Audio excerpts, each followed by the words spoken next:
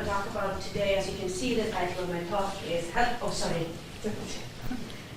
I'm already messing up, but it's like, not 1 minute into my talk. So the title of my talk is Healthy Societies, Healthy Individuals, the Impact of the Social Organization or Health Outcomes. And basically, like, the talk is a combination, talking a little bit about the broader research agenda that we have about looking at health inequalities in a cross-national perspective, and then showing you a little bit of the findings that we have on some of the new projects that we are doing. This is very much work in progress. I think it will be more interesting to bring some of the new things that we are engaged in to talk to you about here today.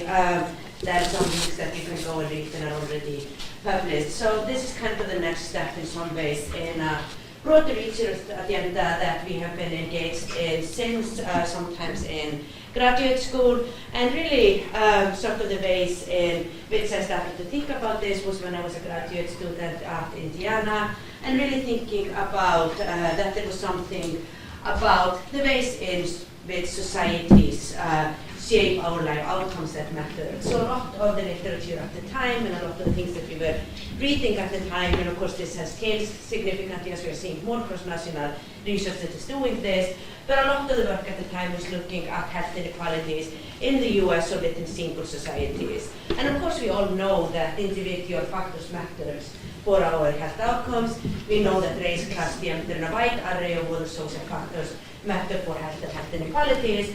But what I started to think about, or we started to think about, was whether there is something at the societal level, the kind of social policies, culture, economics that do matter in addition to the individual level factors. And one of the papers that you see here, which is the first paper that I explored these ideas in, was a comparison between the United States and Iceland.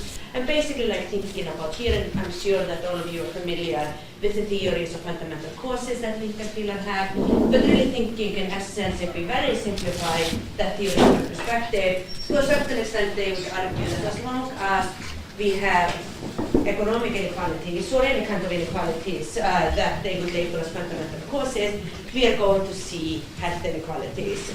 So once we have societies that have economic inequalities, there will be health inequalities.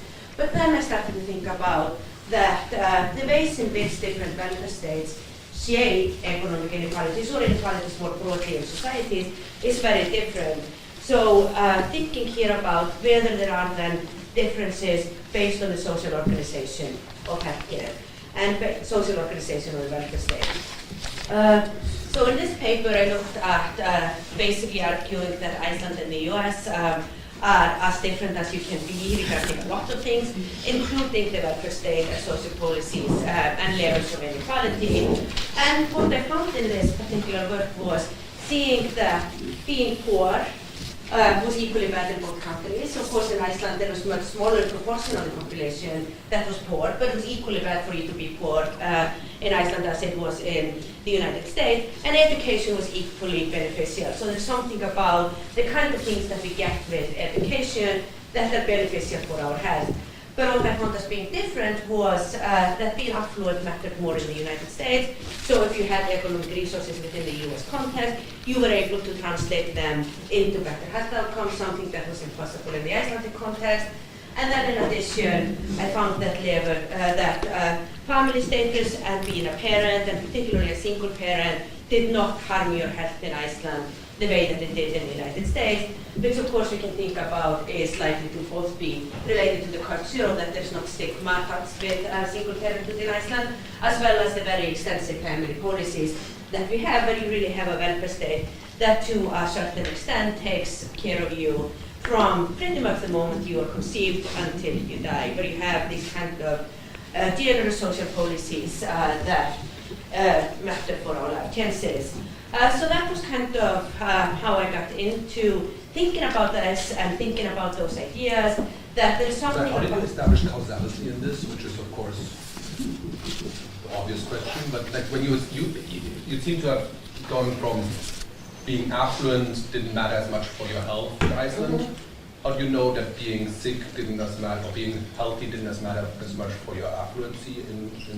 How did you resolve that paper? This is based on cross-sectional data, so I cannot speak to causality and talk about it as correlation, because it is correlated.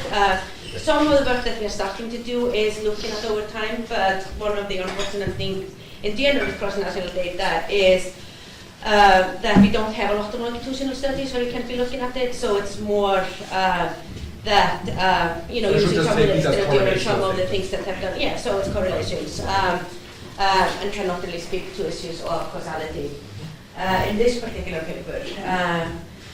So basically, starting by thinking about the ways in which policies and culture can impact health outcomes, and we've done that in some of our other work, both thinking about the differences in the healthcare system, the differences in the welfare state, as well as how cross-national variation in health inequalities shapes out. And one of the things that we are now starting to engage in more seriously is looking at the interaction between the two and looking more at how the broader levels of society impact health and health inequalities. Thinking about, and this is a relatively simple illustration of the theoretical framework that we have been started developing back in 2011 and have been modifying, but it gives you an idea of the ways in which we think about how the welfare state may be impacting health outcomes and health inequalities. Because obviously one of the things that you want to be theorizing about and thinking about, if you think that the welfare state matters, obviously you want to think about how it matters. Like, what is it about the welfare state? What are things that are happening that then impact giving the life chances of individuals, and in our case, their health? So basically the things that we have thought the most about, and of course there are all the things that may matter, but the things that we have thought about most intensely are thinking about the politics. That there is something about, for instance, how generous social policies are versus how ungenerous or meager they are. That does matter. What kind of politics we have in societies. We know, for instance, in general, when we have left parties in government, we tend to see that policies become more generous, and there is more attention to make particularly those areas of life and those policy areas that may be particularly important for our health, including things like obviously healthcare, but also thinking about it more broadly, because we know that even if we are provided with healthcare, that does not necessarily mean that we are going to eliminate health inequalities, because if you basically return back to bad social circumstances, we are not doing a lot to improve health, and particularly not doing a lot to reduce health inequalities. The economy, are really thinking about what kind of income inequality, for instance, we may have, or what kind of society we may have in terms of how wealthy it is likely to matter and be related to the welfare state. And then finally, what I'm particularly interested in is thinking about the role of culture, and thinking about whether the kind of welfare state that we live in, or the kind of social policies that we become accustomed to, matter for the way in which we think about ourselves in relation to society, in relation to others, what we see as being our responsibility for our people who live in our society, other people in society, and really to a certain extent also thinking about whether different arrangements in welfare state create different cultural expectations, different cultures that have implications for how society works, have implications for how we feel in society, and may then impact our health and health inequalities. Looking a little bit about some of the mechanisms that we can think about regarding the welfare state, of course, those are by no means all the mechanisms that may be mattering. That when we think about something at the macro level in society, there are a lot of different things that can matter, but those are some of the things that we know from the literature are likely to have an impact, and some of those we have done in some of the other work and will do in this work as well, is that we can get the specific indicators for some of those measures, and I will show you a couple of them here today. If you think back at the welfare state and sort of thinking about welfare state theory, we can really think about the origination of a lot of the ways in which you think about the welfare state coming from S.P. Andersen, who back in the 1980s talked about the three worlds of welfare capitalism, basically dividing nations into social democratic, liberal, and conservative welfare states. Where in some ways we can think about it as the liberal welfare states are the ones who do the least for citizens, and in general prefer market solutions over solutions that are provided by the state or by the family. In the conservative welfare state, we see more of a reliance on charities and families, but really in the social democratic welfare state, you would see the largest, historically largest welfare states, even though some other nations are catching up with them, where there is also a strong preference for public solutions to a wide array of things in society, and it's a very aggressive policy making in many ways to try to decrease or eliminate inequalities that are created in the market. So we can here, for instance, think about societies, particularly like the US, a liberal welfare state, where something like childcare is private and basically like you have to make enough money to be able to have your kids in kindergarten, versus in the Nordic countries, for instance, where all of the kindergartens or all of the childcare options would be public, and we view it as our right. It's a right of you as a parent in those nations that your child is going to have a place in such a facility, and they have to be at a pretty high level. And of course we can think about how this also may be a mechanism to decrease inequalities, because when you are having at a very early age same quality childcare for everyone, it is making things a more equal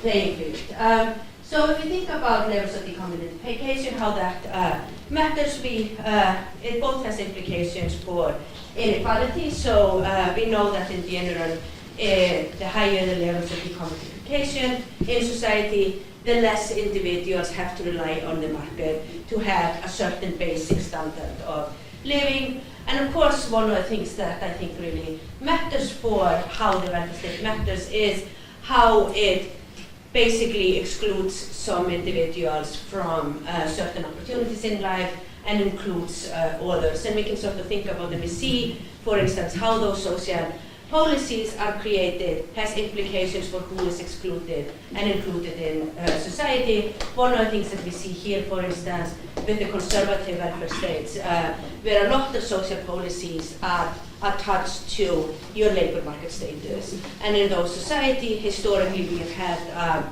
societies where the men are in the labor market, the women stay at home and take care of the family. So here we see a creation of potential gender cleavage, because the kind of support that the state is giving to you is more strongly to one gender as compared to the other, simply because they are more likely to be in the labor force. And then when we think about more specifically healthy health policy regimes and sort of like what kind of health care system we have, and I think that's very much what we are sort of trying to do in our work, is thinking about how do we understand the healthcare system and the impact of the healthcare system by itself, because obviously we know that that greatly matters, but also arguing that you cannot really think about the healthcare system in isolation from the broader welfare state in society, as we know that all the kind of different social policies and things that we have are going to have implications for health and health inequalities. So sort of the most obvious things and what we can think about here is that how much spending there is on healthcare. And one of the things that you can kind of like think about, the more we spend, the better the healthcare system should be, and the better health the individuals should have. We know that that is not the case, and one of the things that we think about here is not just the spending per se, but public versus private spending. So if you think about a country like the United States that spends the most of all societies on health, but they spend only about 45% of it within the public system. So a lot of it is private spending. And comparing that, for instance, to the Nordic countries or many, like most other countries, where a large proportion of the majority of it is public spending available to all citizens.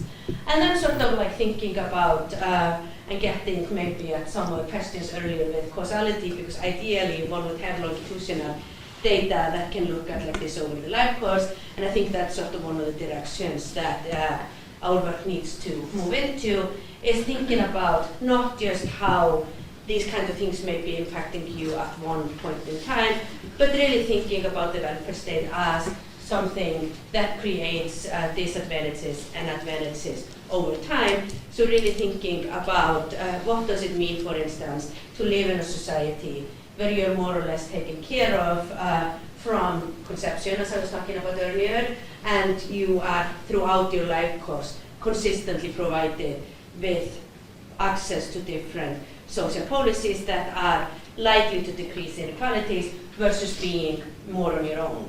And of course we know that those tend to go together, so we know that in general countries that have better family policies tend to have better health care, tend to have better care for the elderly than some societies where you are more on your own when you encounter any of those life stages. If you think a little bit more about what the welfare state does, and I think we have talked about quite a few of those, so I just want to go over them relatively quickly. One of the things that, sort of the basic argument that we think about in our work, but also more broadly in welfare state theory, is that we know the kind of policies that we have shape our life chances, shapes what kind of life we have possibly for realizing, and of course then has a relationship and implications for our health and health outcomes.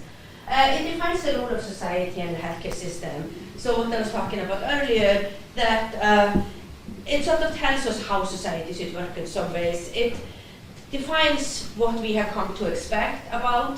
For instance, we can think about here the most obvious example, like do we expect that we are going to get the best healthcare that we can afford, as would often be the case in the US, or do we expect that we are going to have access to the same healthcare as every other citizen in our society, as would be the case in the Nordic countries? Of course, we would want this to be the best healthcare possible, but the frame of mind would never be in a way that I somehow deserve better healthcare than a person that has less economic resources. So even in this context, and I would assume Canada to be somewhat similar, people would get very upset, for instance, if the Prime Minister or President got better healthcare than a poor person. Like, that is unacceptable within that system. But in the US, you hear repeatedly those notions, and one of the reasons for why it's so hard to change the healthcare system there is that people are worried about that their healthcare will become worse if everyone is going to get healthcare. So it's a very different frame of mind in terms of thinking about what you have the right to. And then of course, and again here, sort of thinking about and figuring out how we understand the healthcare system as a part of the welfare system, and being able to try to isolate the effects of each one of them. And when we think about the healthcare system, is of course, do we have a universal system or is it more targeted? Do some people in society have more right to healthcare and services than others? How generous is it, that we were talking about earlier? Here again, obviously thinking about how generous is it overall, and then what is the division between public and private, and then finally, how citizens may be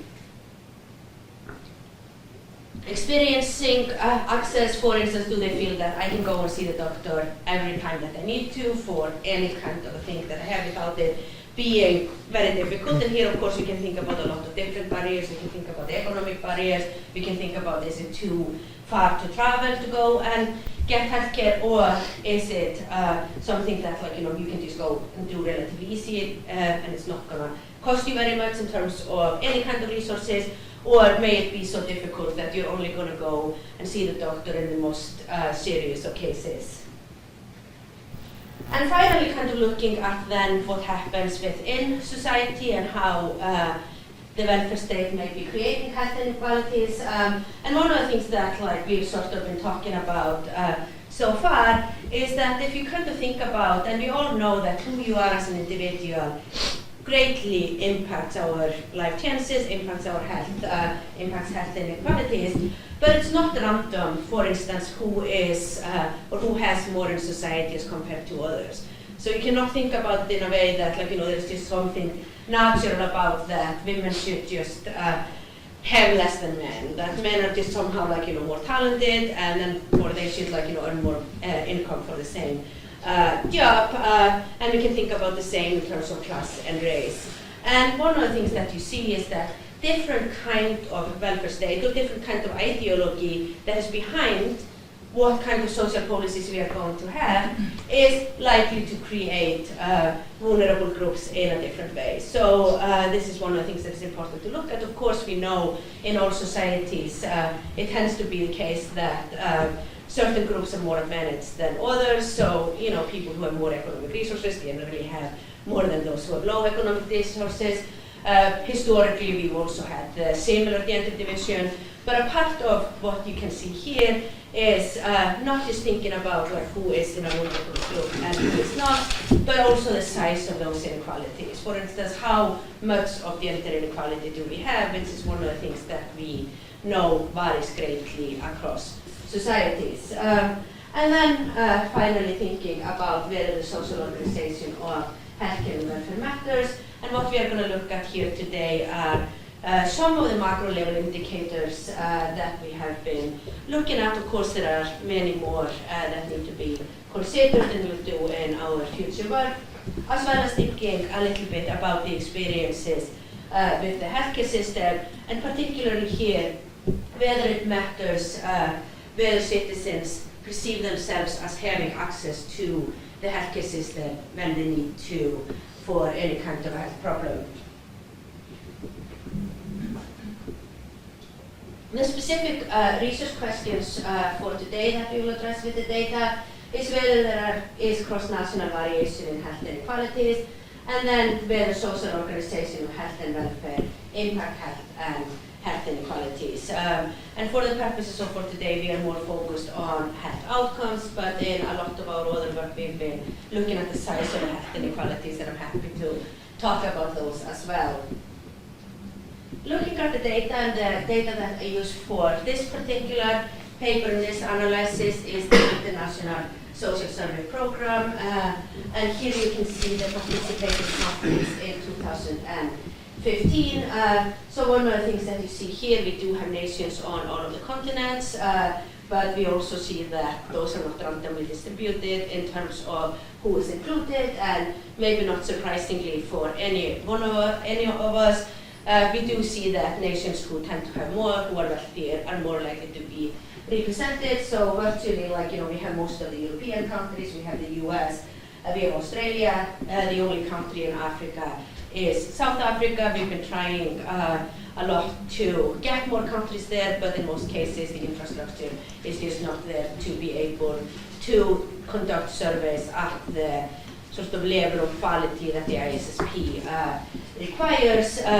And obviously there are quite a few cross-national surveys that are available, but if you look at both the coverage of the country and how the ISSP is coordinated both theoretically and methodologically, this is one of the higher quality social surveys that we have, and mostly used by sociologists and political scientists, although there are some others. But you can really sort of think about this as a collaboration between international sociologists and political scientists in terms of collecting this data. And basically what they did in 2011 is that there was a specific module on health. So the ISSP works in a way, I don't know if you are familiar with it, but it basically works in a way that there are different modules every year. So we have one on role of government, we have on social inequality, we have on the environment, and then in 2011, for the first time, it was approved to have a module on healthcare. So the kind of questions, and I'm happy to talk more about this is a great source of data if any of you are interested in it, but there's a wide array of questions both on health outcomes that I will cover here, but also on attitudes towards the healthcare system, lifestyle, how much people use services, how much they use alternative medicine. So it's a lot of different kinds of questions that here are asked in 29 countries. The health measures that we have in this particular data set, and as you can see, I have self-assessed health in bold. So the findings that I'm going to be showing you today are all for self-assessed health. but we have started to work with some of the other dependent variables that you see here: happiness, difficulties with work and household activities due to a health problem, bodily itis or pain, unhappy or depressed, lost confidence in yourself, and could not overcome your problem. So one of the things that if you look at most of our previous work, we've been tending to look at self-assessed health because that is the variable that is most frequently available in cross-national data. So for instance, self-assessed health is a standard question on the ISSP. So you can always use it in any kind of like those mode theories, but it's the only one. Similar things with the World Value Survey. There are a few questions there. This is the one that you can usually use. So one of the strengths obviously here is that you can look at if you're finding consistent or different findings based on what kind of health outcome you are using. And I'm happy to talk more about what we've been finding there. I think sort of the overarching story is the same regardless of which one we use, but we are certainly seeing some differences, for instance, between physical and mental health, and there are some evidence that the welfare state may matter even more for mental health than it does for physical health, which I can talk a little bit about why that may be the case.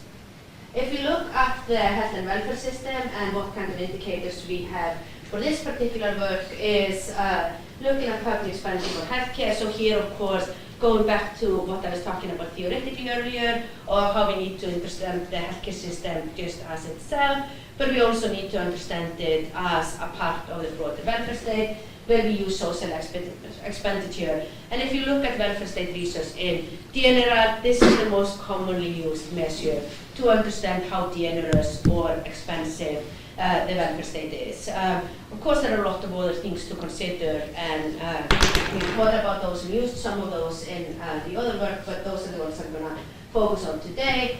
And then the subjective evaluations, which again are the experiences with the healthcare system, and what I'm particularly going to look at here is whether individuals perceive themselves as having access to the healthcare system when they need it for any kind of a healthcare problem. If you look at the independent variables, you see, going back to the vulnerable groups that we were talking about, and you here see the basic indicators that we would usually use: age, gender, education, employment status, and marital status. And then one of the things that is also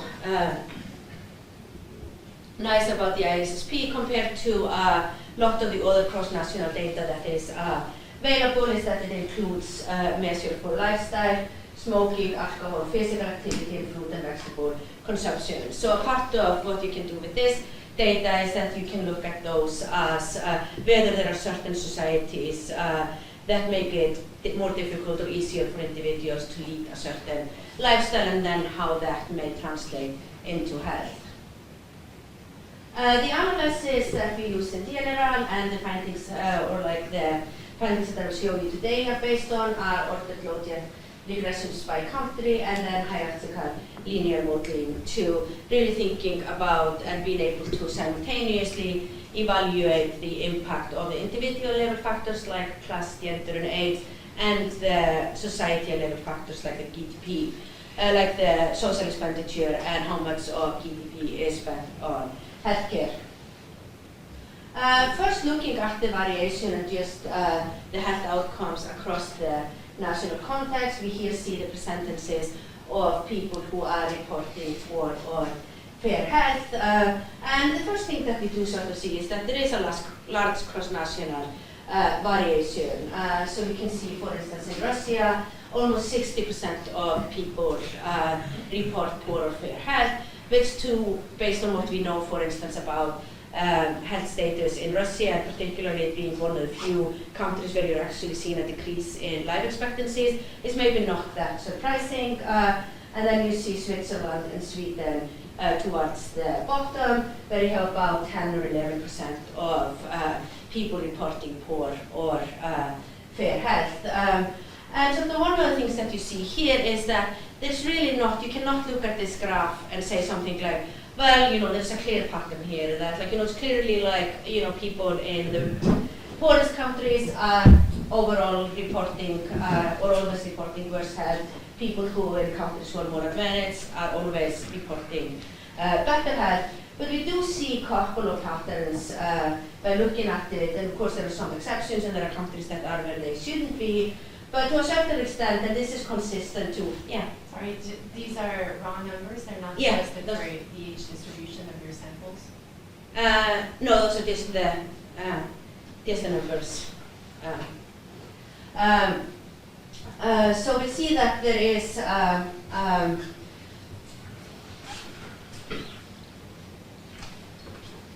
tends to be the case that cities in Eastern European countries tend to report worse health.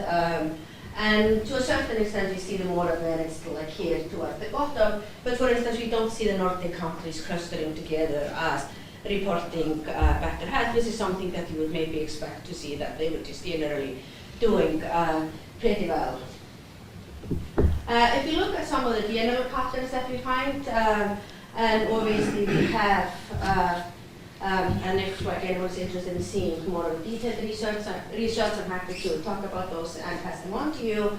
But basically what we are seeing here, and this is something that we generally like to see, is that we do see that like overall the data confirms at the individual level like you would expect it to. So we do see that women and older people report worse health. We see that college educated report better health. And then we see that lifestyle matters in the way that we would expect, maybe with the exception of alcohol consumption. So we were kind of glad to see that, like, drinking a little bit is actually good for your health. So now we have to, have a glass of red wine every day.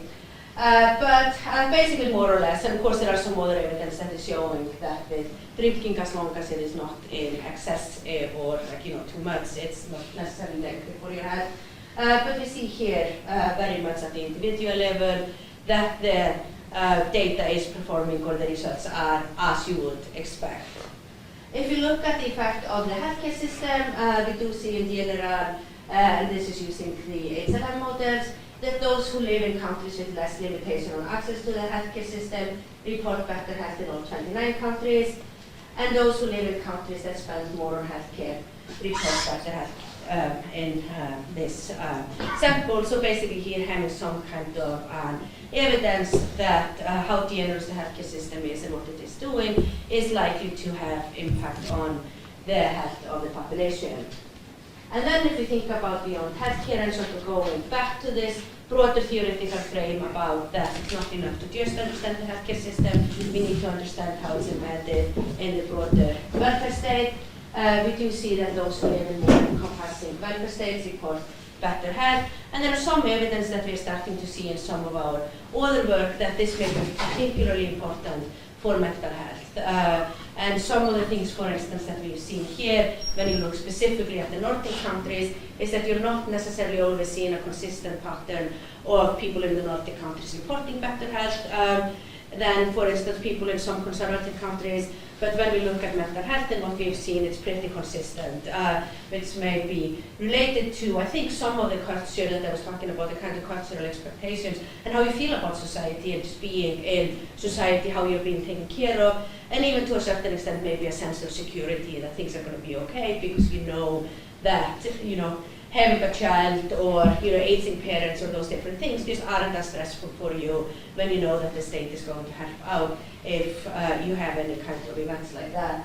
And then finally, the welfare state appears to protect the health of those who are vulnerable in society. So some of the things that we do here are interactive models where we look at how this is mattering for specific groups within society. And in another paper that we have where we specifically look at this regarding race and immigration in Europe is that when you, for instance, start to tease out where the immigrants come, what the welfare state does is doing it differently for different groups.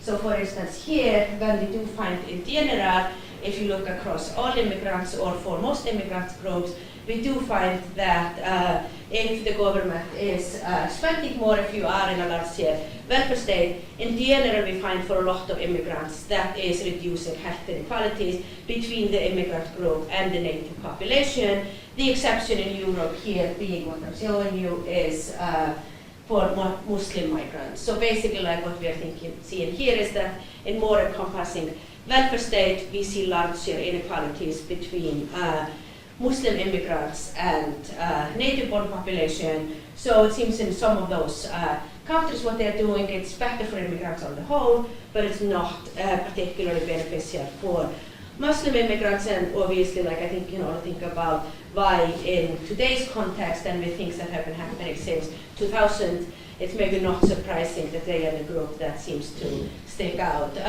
In some of this other work, we've also been then thinking about, again, sort of trying to get more specifically to what kind of policies we are talking about. And in this particular paper, we both look at the welfare state as a whole, as specific policies regarding immigration. So the findings that we have here, for instance, is that what is more important here is looking at indexes that look at the levels of specific immigration policies that a country has, and that seems to be doing more in reducing inequalities than the welfare state as a whole.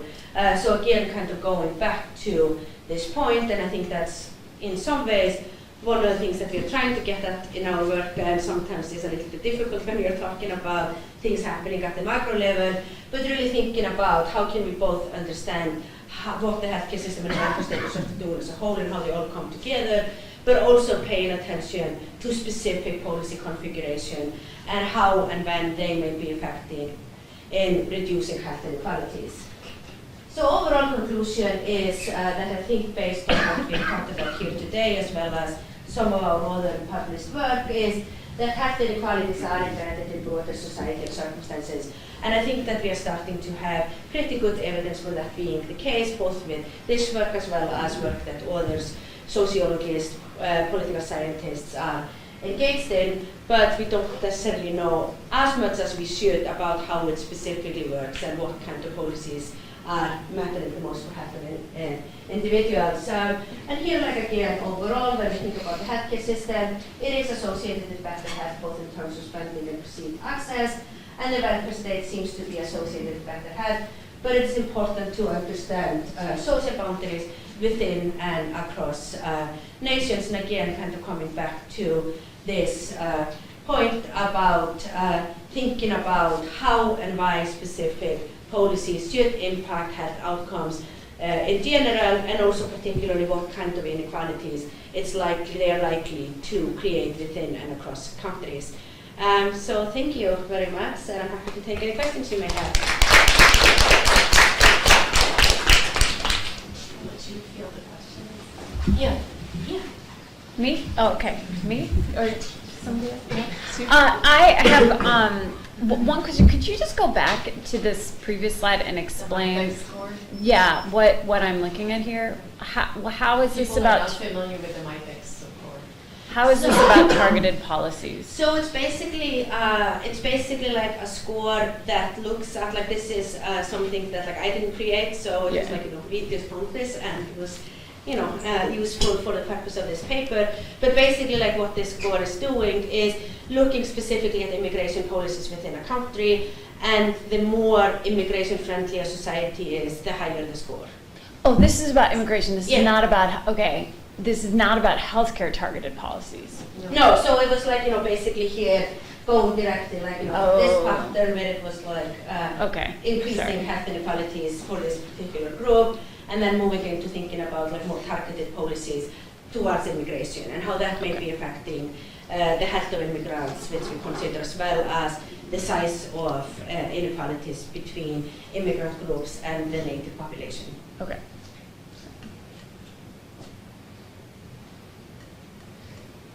Yeah. I guess this raises the question of, because you find this relationship, right, it seems to suggest that maybe even there's a causality in the other direction, which is that the countries that are more homogeneous and have more problems dealing with immigrants, it's easier to have a political system where you can spend a lot of money on healthcare and have it be very publicly provided, because it's easier to talk about an equal society when we're all similar. Mm-hmm. And that one of the challenges that you have is, as you create more social divisions within society, there's less willingness to provide systems to integrate them, and including, you may slowly erode your support for a very equal healthcare system. Mm-hmm. Yeah, and I think that's like one of the things that is particularly interesting to look at in the current context, for instance, in Europe. And the European Social Survey, for instance, was probably fielded, it must have been the year 2014, had a module on health inequalities, and also a lot of questions about immigrants and attitudes towards immigrants, and I think that's something. And we are starting to see some of this discourse, I think, for instance, in the Nordic countries, where it's like, you know, can we really get all of those people who are so different from us, and are they just going to take our healthcare, and are they going to take our benefits? And obviously, like, you know, one of the things that you can kind of, you know, think about as a privilege of the Nordic country, it's very sort of easy to be very nice when we are all the same, and then to see what is going to happen as societies become more culturally diverse. I guess one other question is whether you find similar patterns, if there's data that's more like mortality rates and sort of what's the need to use social surveys, which have the danger of the subjective health, which I know has been validated pretty well, but I wonder in a cross-cultural context, you wonder, you know, are those Russians just super pessimistic, or are they actually less healthy? Probably both. I mean, it's probably hard to be in Russia. Yeah. Yeah, and that's actually another paper that we are looking at, and I'm not doing the analysis for that one. I was just told that we are doing it, but it's actually like using the ESS to do kind of similar things as have been done with validation across groups, and doing like across the European context, and then being able to hopefully control for it once we move further with this work. I mean, I think to a certain extent, like, you know, and in some other papers we have looked at like things like basically life expectancies, and then looking at how that correlates with the outcomes from surveys. I mean, I think for me, in general, I think the more different outcomes that you can have, the better, because then you just understand health better in a more profound way, I think. But I think maybe more importantly is that, I mean, I think there is something about health that is important, that is not just whether we are alive or dead. It's about what kind of life we have throughout the life course. So for instance here, and one of the things I'm particularly interested in or excited about are the mental health outcomes.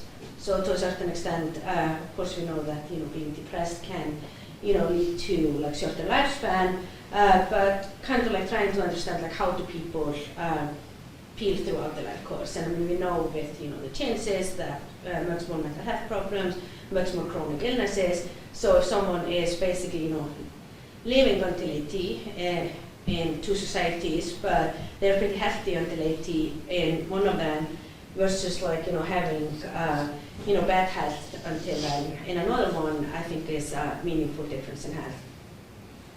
And of course, immigrant mortality is fraught with remigration, migration home patterns, so it's undercounted.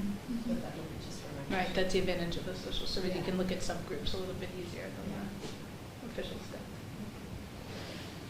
So I'm struggling a little bit to separate the healthcare system from the welfare state as two distinct things that can vary from one another, right? Like, because sometimes you're talking about the welfare state and sometimes you're talking about the healthcare system. And I wonder, I mean, are there really, you know, generous welfare states that have super crappy healthcare systems? Like, can you get the kind of variation that you would need in the is there a variation you need in the world in order to assess whether you're looking at a broader cultural welfare state effect or the healthcare system effect? And then I wonder, how is the quality of the healthcare system defined by the healthiness of the people, right? Like, the U.S. spends a lot of money, but it doesn't produce very healthy people. So then do we call that a good healthcare system because there's a lot of money spent on it, or a crappy healthcare system because there's like massive amounts of inequality and poor health outcomes? So I guess I'm like conceptually struggling to get into these. I mean, I've been struggling with that for years, and I think like a part of it, because one of the things, and I think how we particularly got involved in this work and started to think about it was that those just seemed to be two distinct literatures. And like you had people who were looking at comparative healthcare system, you have a lot of different classifications of healthcare systems, and they think about how these impact like particularly health, because those are medical sociologists largely. And then there was another body of research that was classifying welfare states and looking at how welfare states are different. And they were not particularly interested in health, but they were very interested in life chances. So like a part of how I started to think about it is, both of those systems impact the life chances and the health of people who are living in those societies, and how can we kind of think about them together. And I certainly would not think about them in a distinct way. That you can have a welfare state here and a healthcare system here, but they come together, but both of them matter for health inequalities. When you sort of look at some of the overlaps, we do see, for instance, countries that would match up pretty closely, that you would expect that there isn't, if you look at, for instance, classification by a healthcare system versus a welfare state, you tend to get the Nordic countries together.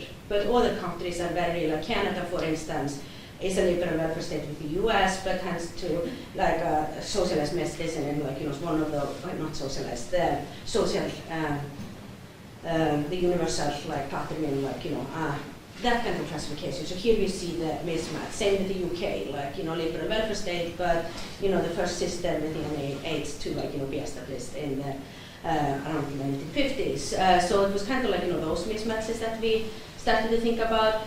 But what I would think about sort of more broadly, or maybe more specifically, is that you can think about the healthcare system, you can think about what kind of healthcare people are getting, but then we all know that our health is impacted by so many other things in life than by just whether we get medical care or not. And this was one of the things that was really established, for instance, in the UK, where they were going to establish the national healthcare system to basically get rid of health inequalities. But very quickly saw that once you sent people back to the same dire social conditions, we did nothing to decrease health inequalities. The health of everyone went up a little bit, but inequalities stayed exactly the same. So part of it is kind of thinking about the individual as living both in terms of what kind of access they can have, what kind of healthcare system there is, but also what kind of other things that they have that may be beneficial for their health. Kind of to get more specific in terms of some of those things that you're saying, are what kind of specific indicators you're using to measure what the healthcare system is and what the welfare system is doing.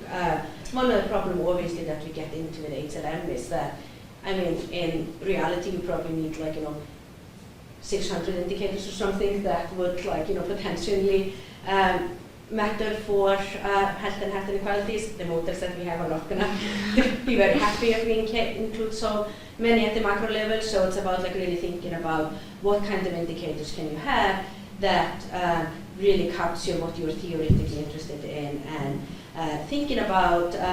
And some of those can be addressed by using those things that you have been looking at, including scores, for instance, on the effectiveness of the healthcare system, where the US would come out relatively poorly. So some of those we have looked at as well. And the same with the welfare state is thinking about sort of the overarching measure of it, or some more specific things, which for instance is what we did in this immigration paper that we have, where we both look at it in general, but then also on a wide array of indicators that look at how welcoming society is to immigrants, and both in terms of for instance, one of the things that we use in that paper is looking at public attitudes towards immigrants and kind of thinking about what kind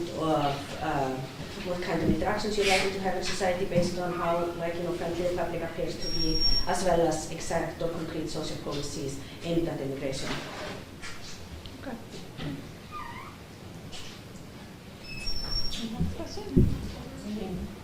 Anything else to call us? Yeah. So, well, thank you very much. Yeah. We appreciate it.